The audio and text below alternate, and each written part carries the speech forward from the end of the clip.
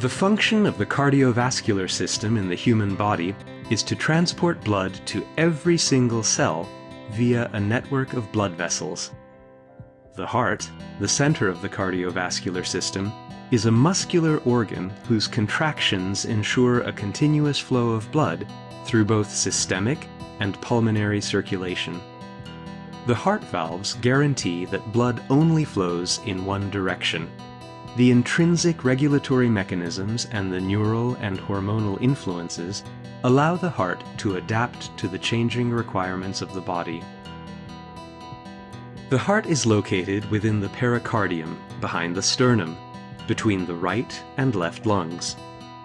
It is slightly off to the left compared to the position of the mid-sternal line. An average human heart contracts about 72 times per minute, meaning that it contracts about 2.5 billion times during an average human lifespan. Anatomically, the heart consists of two parts, a right and a left heart, both of which can be further divided into two parts, the atria and the ventricles. The human heart thus has four chambers.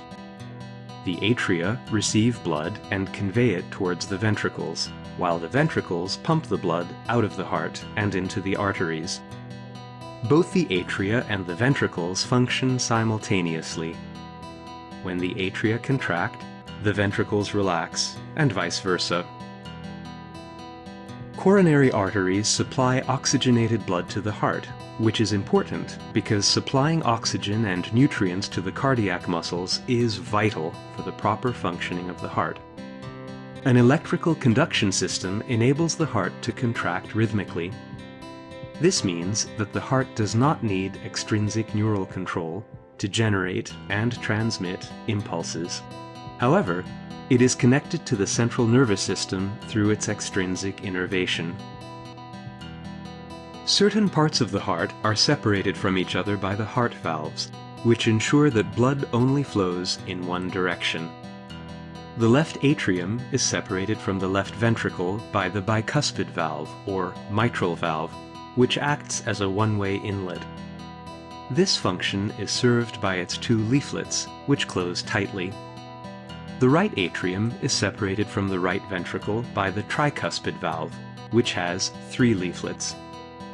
The bicuspid and tricuspid valves, which are formed from flap-like extensions of the endocardium, are connected to the papillary muscles of the ventricles by the tendinous cords, also known as the heartstrings.